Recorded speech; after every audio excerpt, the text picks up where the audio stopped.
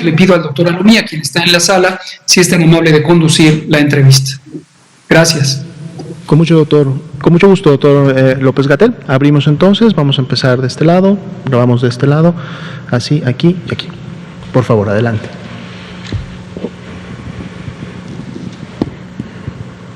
Buenas noches a todos, soy Gerardo Suárez del Heraldo de México. Quisiera preguntar algunos datos sobre el caso de COVID-19 del presidente López Obrador. Si nos pudieran decir quiénes conforman el equipo que está atendiendo al presidente y de qué instituciones, cuáles son los síntomas que ha manifestado hasta ahorita el presidente, y también sobre la vacuna Sputnik 5, que hoy hubo esta plática con el presidente ruso. Si nos pudieran precisar si esto implica que próximamente, esta misma semana, habría autorización de la COFEPRIS, dado que se había dicho que esta misma semana llegaría un primer cargamento de 400,000 dosis. Gracias. Doctor López-Gatell, por favor. Con mucho gusto, muchas gracias por la pregunta. Vamos a contestar la primera sobre el estado de salud del presidente López Obrador. Aquí quisiera dejar muy en claro que el presidente López Obrador y cualquier otro mandatario, además de ser funcionarios públicos del más alto nivel jerárquico de una organización gubernamental, es el jefe de la nación, desde luego es un ser humano. Y como ser humano tiene todo el derecho a la privacidad. Es un principio fundamental de la ética médica el conservar la confidencialidad de la información privada de las personas que son atendidas.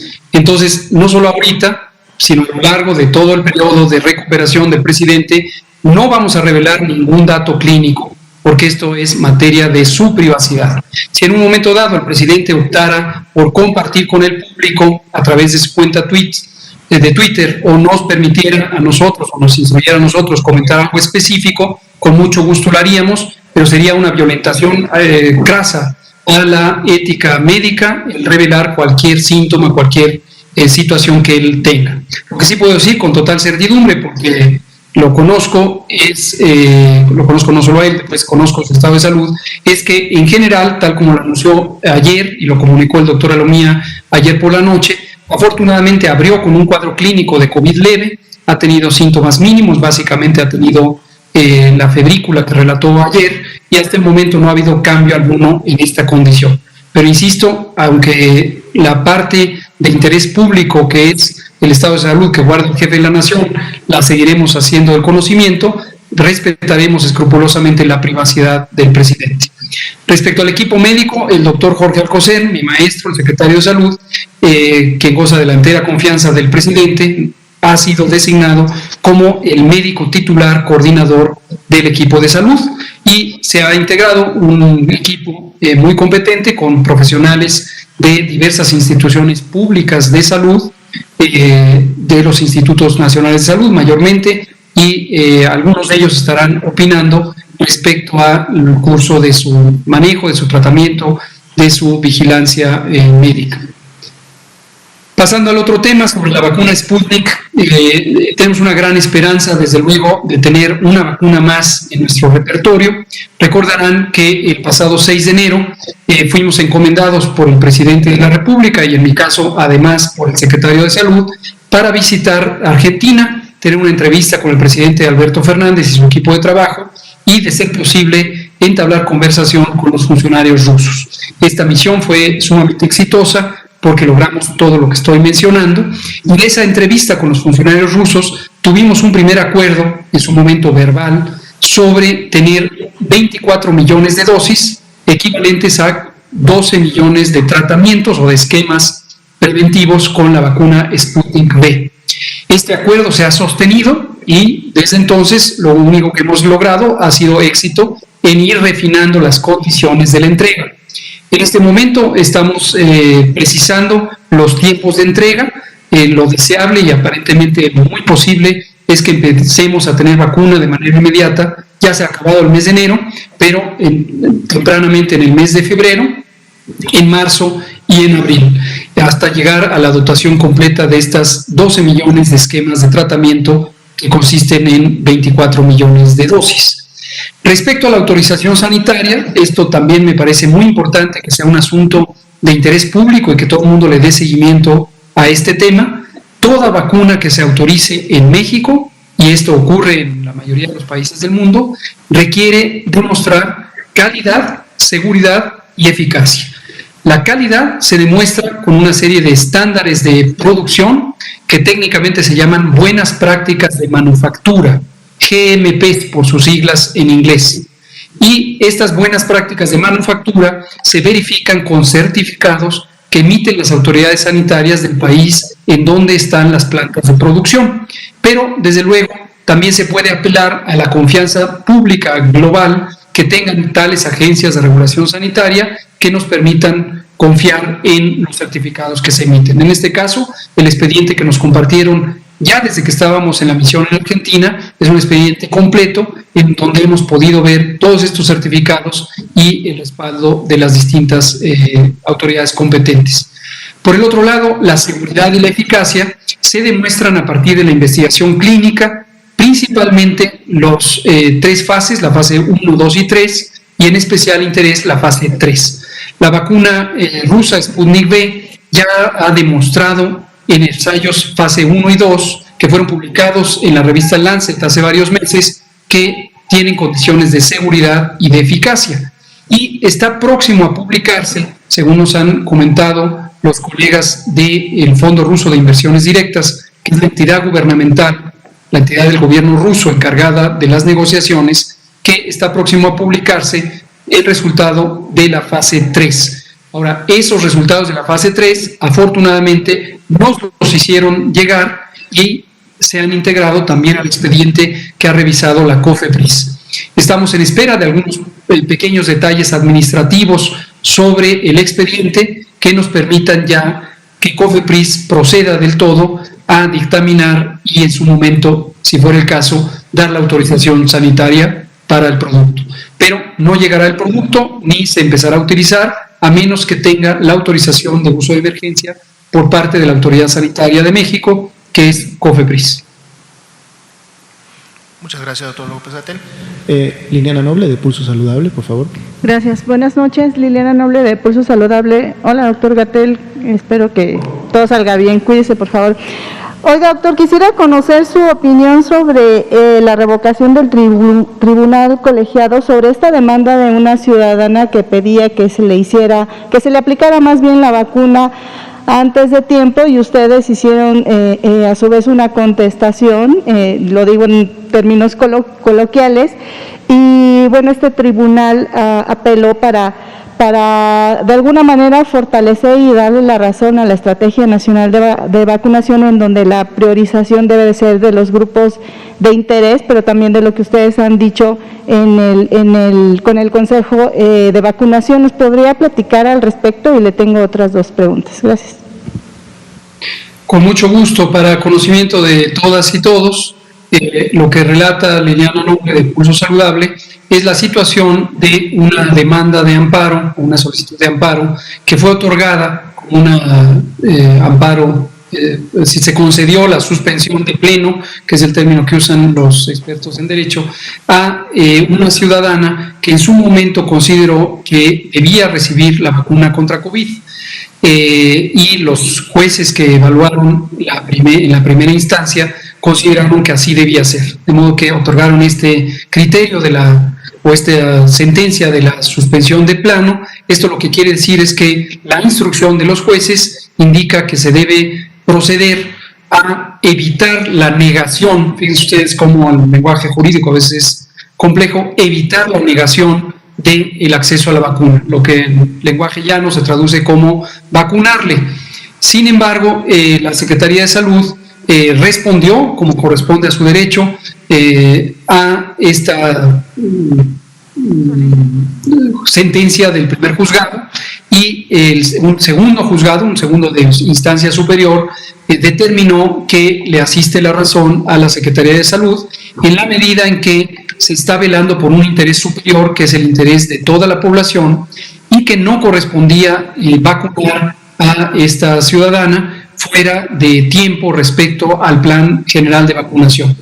Ahora, hay una particularidad médica que me gustaría dejar en claro, que además, desafortunadamente, la ciudadana que presentó el amparo, o el abogado que a su nombre lo presentó, la solicitud de amparo, no había considerado que la vacuna, esta de Pfizer y otras muchas, todas las que hasta el momento se tienen para COVID-19, no tienen una indicación médica de uso en personas que ya están enfermas.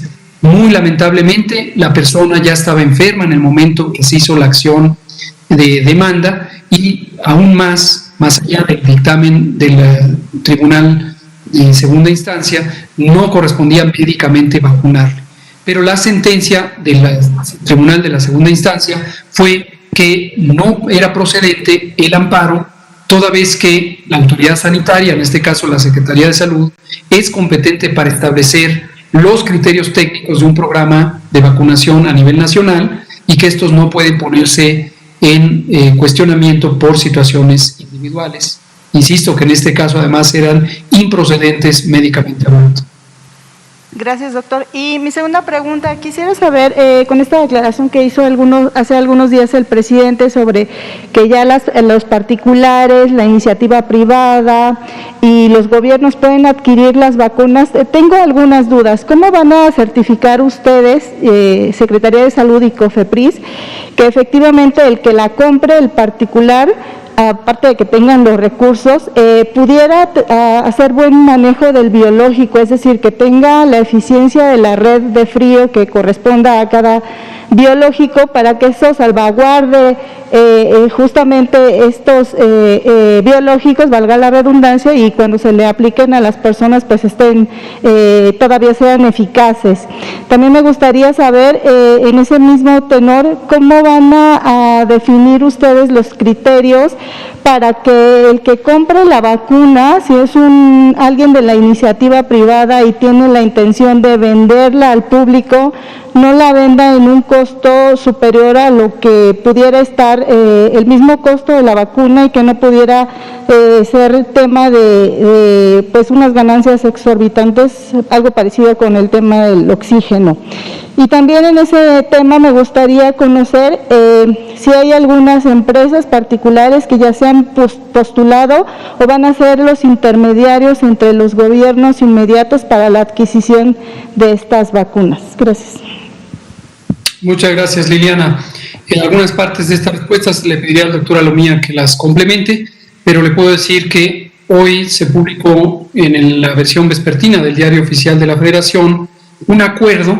El título es largo, pero es un acuerdo que establece como una acción extraordinaria en materia de salubridad general que los gobiernos de las entidades federativas, en su calidad de autoridad sanitaria, así como las personas físicas y morales de los sectores social y privado, integrantes del Sistema Nacional de Salud, coadyuven con la Secretaría de Salud Federal en la implementación de la política de vacunación contra el virus SARS-CoV-2 para la prevención de COVID-19 en México.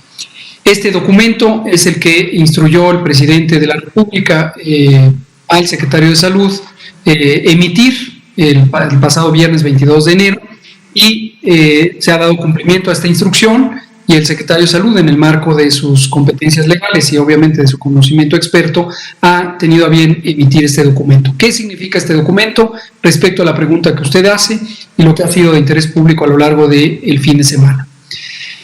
Las vacunas son mecanismos de protección en doble sentido, individual y colectivo. Una persona que se vacuna se espera que quede protegida contra la infección, la enfermedad o la enfermedad grave, o el desenlace más grave de la enfermedad, que puede ser la muerte. Pero además, en la medida en que la persona ya no puede enfermar, tiene la menor probabilidad de ser alguien que contagie. Si solo es una persona, el impacto es casi irrelevante, no se puede notar. Pero si se trata de miles o de cientos de miles o de millones de personas, el impacto es notorio. Entonces, los objetivos médicos son complementarios a los objetivos de la salud pública. Las personas que tienen la muy legítima aspiración de ser vacunadas para protegerse a sí mismas, también están contribuyendo por miles o por millones a proteger a las demás personas. Es un asunto de la responsabilidad de la autoridad sanitaria tanto federal como la estatal, el proteger colectivamente a la población. Y es un asunto que aparentemente es de interés de entidades privadas, el proteger individualmente a personas que pudieran, ya sea por una donación filantrópica o por venta, utilizar este producto para protegerse a sí mismas. Como decía el presidente el viernes próximo pasado en la conferencia matutina, nuestro gobierno, el gobierno de México, seguirá ampliando la cobertura vacunal en la medida en que vayamos teniendo vacunas, pero no nos estorba en absoluto que haya particulares o que haya gobiernos estatales que hagan un esfuerzo en ese sentido, siempre y cuando los esfuerzos contribuyan a una misma visión estratégica, técnica, para lograr el objetivo. Si en un momento dado, como yo comentaba en las conferencias vespertinas de la semana pasada, estos esfuerzos no fueran coordinados, tendríamos un desaprovechamiento de las vacunas porque no se lograría el uso óptimo para una nación que es una nación única y es el Estado mexicano. Entonces, lo que estamos progresando es lograr este mecanismo de coordinación y tenemos varias rutas. Una es el propio acuerdo que acabo de hacer referencia, que pone los elementos clave para lograr este esfuerzo coordinado y que este esfuerzo sea que las entidades federativas, sus gobiernos o entidades sociales y privadas coadyuven con la Secretaría de Salud para lograr la política de vacunación. Es decir, esta sería la condición en la que tendrían que participar estas compras privadas. Ahora, finalmente quiero distinguir aquí dos momentos. El momento A, en donde hay muy poca disponibilidad de vacunas en el mundo y los productores de vacunas han decidido que van a vender vacunas a entidades nacionales, a gobiernos nacionales. En este sentido, si hipotéticamente una entidad privada o un gobierno estatal tuviera la posibilidad de conseguir vacunas, estaría mermando el esfuerzo del gobierno nacional por lograr una adquisición masiva de vacunas que permitiera avanzar lo más rápidamente posible con un plan nacional que ha sido científicamente diseñado. Afortunadamente, no necesariamente existe este riesgo en la medida en que personas particulares que quisieran acercarse a comprar vacunas, lo más probable es que se encontrarían con que las compañías les dirían: muy bien, sí, te las vendo, solo que espérate a una etapa en la que haya una producción más grande. Y ahí viene el momento B, o en una etapa posterior, en donde las compañías podrían ser en un momento dado mayor en número, es decir, mayor cantidad de compañías produciendo vacunas, y también cada una de ellas produciendo una mayor cantidad de vacunas. En ese caso, ya no habría un riesgo de competencia en donde se fragmentara el esfuerzo, sino... Se fue. Bien, en lo que recobramos la conexión y también siguiendo la solicitud del doctor Hugo López-Gatell, podríamos complementar que el acuerdo precisamente también de los puntos importantes que toca, además de reconocer a las entidades federativas como autoridades sanitarias y por lo tanto entonces con toda la posibilidad de contribuir y colaborar en la política nacional de vacunación, así como a otras entidades que participan del Sistema Nacional de Salud en el ámbito social o en el ámbito privado, refiriéndose también a personas físicas y personas morales, solicita que precisamente su esquema o el plan que ellos van a aplicar a efectos de que en su momento puedan adquirir vacuna para un grupo en concreto, lo hagan siempre en apego a la política nacional de vacunación. Y expresamente el acuerdo refiere de que debe haber, este apego debe de ser, por ejemplo, en función de la priorización de los grupos que hasta el momento se han definido, de estas etapas que en su momento se han dado a conocer desde un inicio. Lógicamente, en la medida que ellos puedan tener acceso a la proveeduría de la vacuna, muy probablemente cuando esto suceda estaremos en alguna de las siguientes etapas, a lo mejor en la 2 o en la 3, pero entonces en la medida que se vayan sumando, la idea es que también mantengan este este respeto, este apego a la política nacional.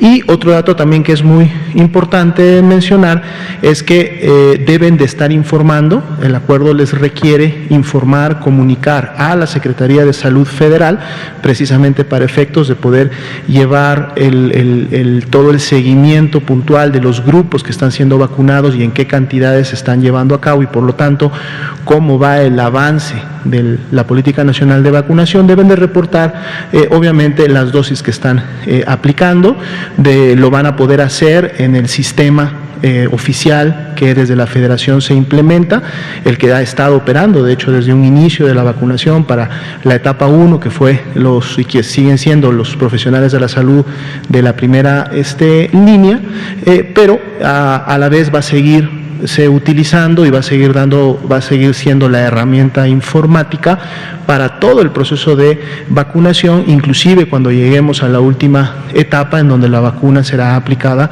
a la población en general. Entonces, todos estos lineamientos que desde la política nacional están implementados serán requeridos que tanto entidades federativas o personas físicas morales del Sistema Nacional de Salud lo respeten y en su momento puedan aplicar la vacuna, pero siguiendo estas condiciones, ¿no? Ese es el punto. Y finalmente, ¿se ha acercado la compañía de Moderna con ustedes o ustedes han intentado buscarlos? ¿Esta sería alguna opción también para el país? Gracias. Doctor López-Gatell. Muchas gracias. Aquí solo complemento con un pedacito de lo que ya terminó de explicar el doctor Almía, porque coincido plenamente. Para el sector privado, estamos en varias conversaciones que empezaron desde diciembre con el Consejo Coordinador Empresarial. Específicamente, hemos estado conversando con el señor Carlos Salazar, presidente del Consejo Coordinador Empresarial, y con Patrick Devlin, quien es el vocal de salud del Consejo Coordinador Empresarial y que además es miembro representante en el Consejo de Seguridad General. Las pláticas han sido sumamente productivas, en general en un ambiente de gran cordialidad y con una visión común por alcanzar objetivos comunes para el bien del país. Próximamente, este jueves, vamos a tener una nueva conversación para ir afinando detalles, para que en su momento, cuando lleguemos a esa etapa B, en la que pudieran existir una mayor disponibilidad de vacunas, tengamos bien organizado el mecanismo para que en el sector privado pudiera utilizarse la vacuna en beneficio fundamentalmente de las personas trabajadoras, de las empresas, y a su vez eso contribuiría a protegerlas, a proteger a sus familias y abonaría a las oportunidades de reactivación económica del país. Estamos muy contentos con esas conversaciones. Respecto a la vacuna de Moderna, Moderna es un laboratorio de Estados Unidos que tiene una vacuna cuya tecnología es semejante a la de Pfizer-BioNTech. Es una vacuna basada en RNA mensajero, ARN mensajero, y forma parte del repertorio de vacunas potencialmente disponibles en el mecanismo COVAX. Moderna se ha acercado al país y ha estado buscando la oportunidad de tener autorización de uso de emergencia. Por supuesto, en cuanto tenga los documentos completos, serán evaluados por el Comité de Moléculas Nuevas y en su momento, si hay evidencia de seguridad y eficacia y además se tiene evidencia de calidad, podrían ser consideradas para autorización de uso. Para compra no necesariamente, hasta el momento con los distintos proyectos de adquisición que tenemos, calculamos que tendríamos suficiente para este aspecto, sería redundante tecnológicamente con Pfizer y otras vacunas de un uso más fácil por no requerir otra congelación, en un momento dado podrían ser preferentes. Recordar que hemos mencionado que tenemos una propuesta completa de contrato con la compañía Janssen de Johnson & Johnson y estaremos deliberando en esta última semana si se concreta o no esta opción de contrato hasta por 22 millones de vacunas. Ya lo informaremos. Muy bien. Blanca Valadez de Milenio, por favor. Muy buenas tardes. Se le manda un saludo afectuoso y esperando que todo salga muy bien. Esto no está relacionada, son tres preguntas, no está relacionadas directamente con el estado de salud del presidente, pero sí con sus contactos, a ver si ya tenemos el número de contactos que están resguardados con usted o que deben de permanecerse en cuarentena hasta que puedan dar positivo. También preguntarle si por protocolo sabemos exactamente que lo que nos han explicado es lo que es un contacto, ¿no?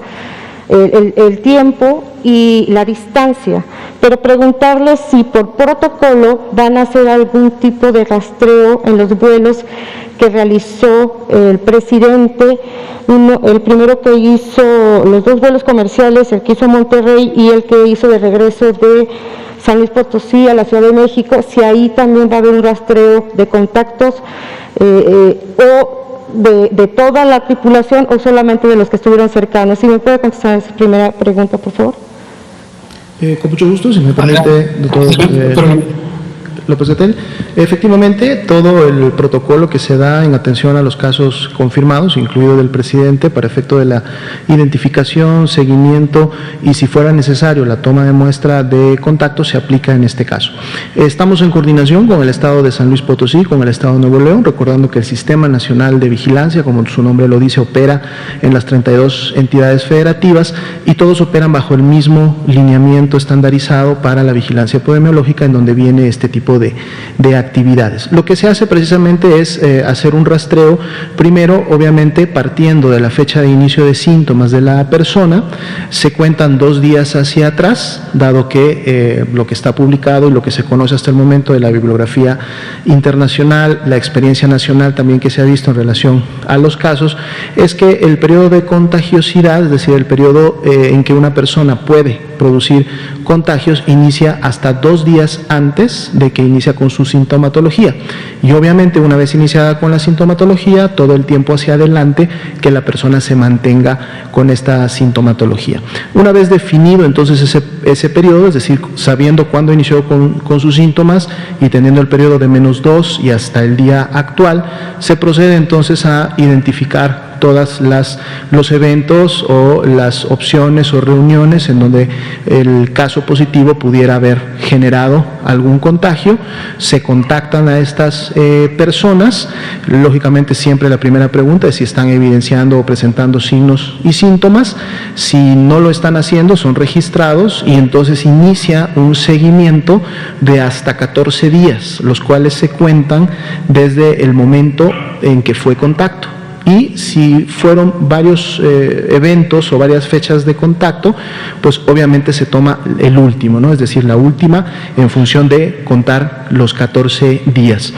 Otro dato importante, que también lo comentó al principio el doctor López-Gatell, es que la indicación de la prueba para que en su momento poder identificar si hubo un contagio, se recomienda se realice entre el 5º y el 6º día después de haber sido contacto, porque si nosotros realizamos esa prueba en menor tiempo, no dimos suficiente oportunidad para que el virus se replique en el caso que hubiera habido un contagio y que por lo tanto la prueba tenga la mejor utilidad para poder identificar.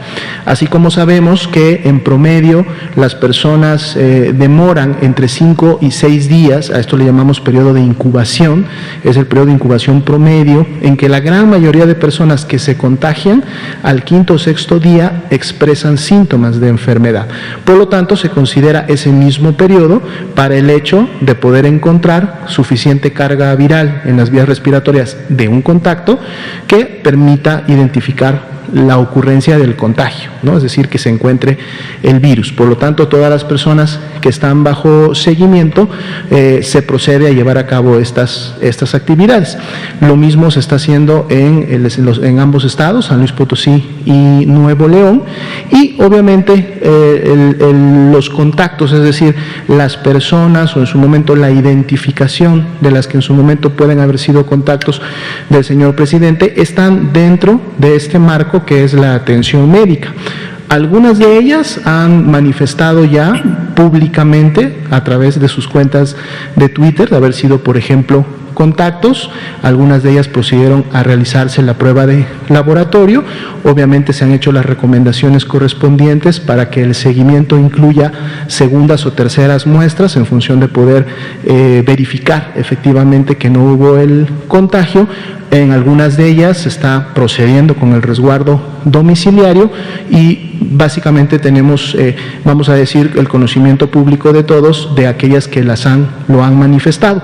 Sin embargo, obviamente, en base también a este marco de la atención médica, no se puede comunicar públicamente quiénes son cada uno de los contactos que en su momento se están estudiando. En relación a lo de los vuelos, aplica lo mismo. Hay que recordar que está también lineado en los diferentes manuales y protocolos y se consideran como contactos para efectos de la búsqueda y del seguimiento las dos líneas o las dos filas hacia adelante y las dos filas hacia atrás, así como los sobrecargos que en su momento pudieran haber estado en ese mismo marco de área para efectos de la atención, y se dan los seguimientos correspondientes, ¿no? Entonces esto se va a continuar haciendo y en la medida que las personas puedan expresar o no signos y síntomas o se confirme enfermedad, se confirman como casos asociados y entonces empieza un nuevo estudio en donde ahora se busca los contactos de esta nueva persona y se continúa repitiendo el procedimiento. Ajá, ¿ese rastreo ya se hizo? ¿Se está haciendo? Se está haciendo. Ajá, y entonces, en total, ¿cuántos contactos hasta ahorita están en esta situación de resguardo por una cuestión, pues, de protocolo? Hasta ahorita identificados, pero recordemos que no son los únicos porque prácticamente la investigación inició el día de ayer por la tarde-noche. Además, igual la investigación, como lo dije, está siendo realizada en San Luis Potosí, en Nuevo León. Entonces, esta es una cifra que de seguro se va a ir o se puede incrementar en los siguientes días en la manera que se van identificando a las personas, pero hasta el momento al menos se tiene unas 8 personas identificadas que tendrían la característica y cumplirían la definición de ser contacto como tal.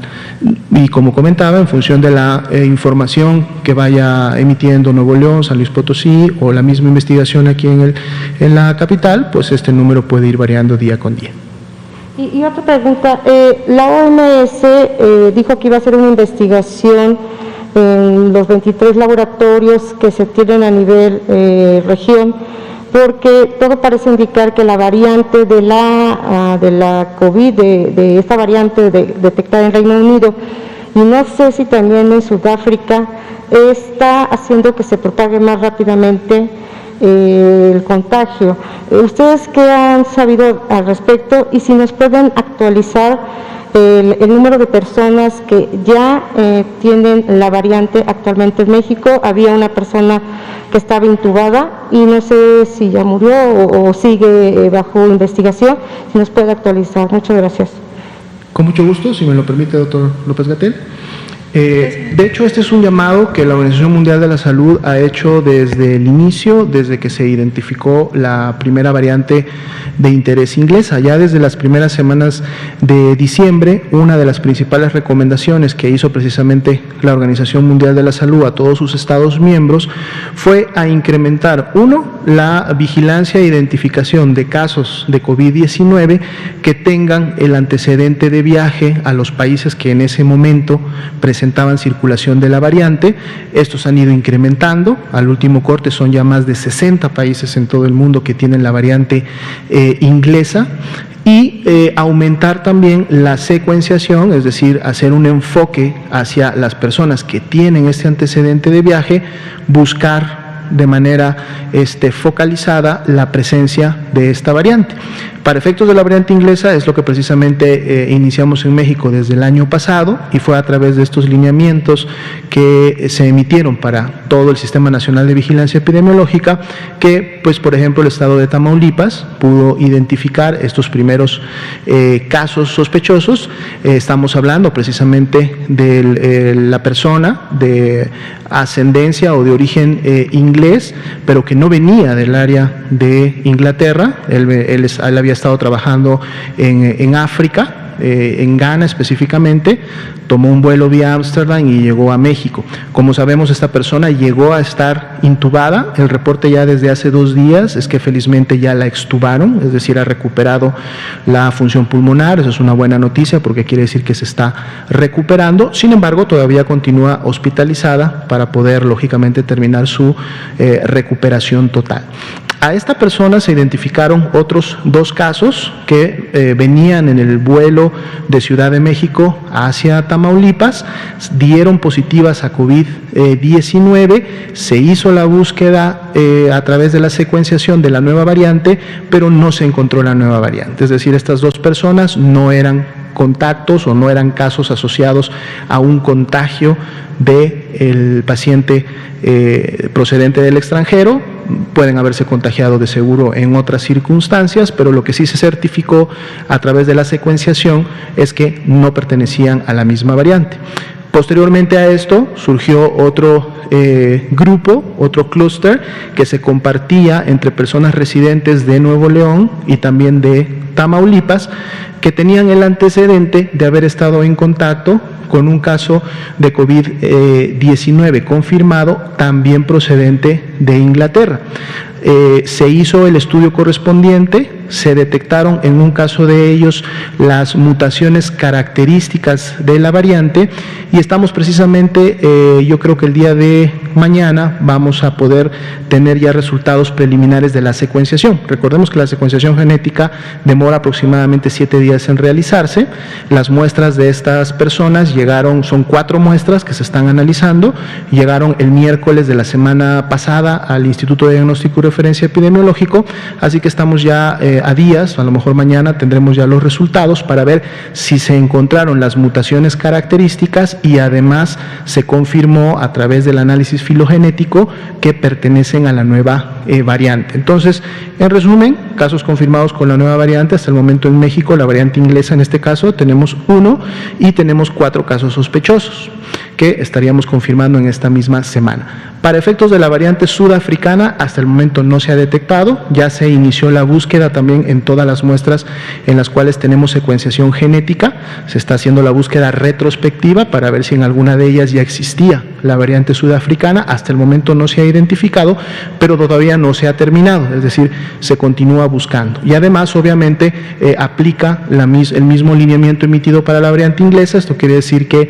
personas con antecedentes de viaje a países en donde hay esta circulación, pues bueno, tendrán que ser también estudiadas y habrá que hacer la búsqueda de la variante sudafricana, la cual, reitero, hasta el momento no se ha identificado todavía en México. ¿Sí? Le daría el uso de la voz al doctor López-Gatell por si quiere terminar la conferencia. No, adelante, ya no tendría algo que aclarar. Si hay alguna otra pregunta. Muy bien, entonces pues les agradecemos a todos por su participación. Son las 8 de la noche con 1 minuto, damos por terminada la conferencia del día de hoy y esperamos podernos volver a ver el día de mañana. Tengan todos muy buenas noches. Muchas gracias, doctor López-Gatell. Gracias, hasta mañana. Nos seguiremos viendo por este canal.